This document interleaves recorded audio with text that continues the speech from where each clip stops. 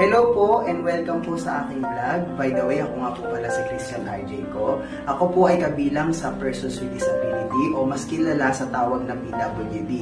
Ako po ay visually impaired pero hindi po ito naging hadlang upang tuparin ko po ang aking pangarap sa larangan ng musika. Sana po ay masamahan niyo po ako at masuportahan sa aking musical journey sa pamamagitan po ng pag-subscribe, like, and share ng aking pong mga videos. Maraming salamat po and stay positive in life.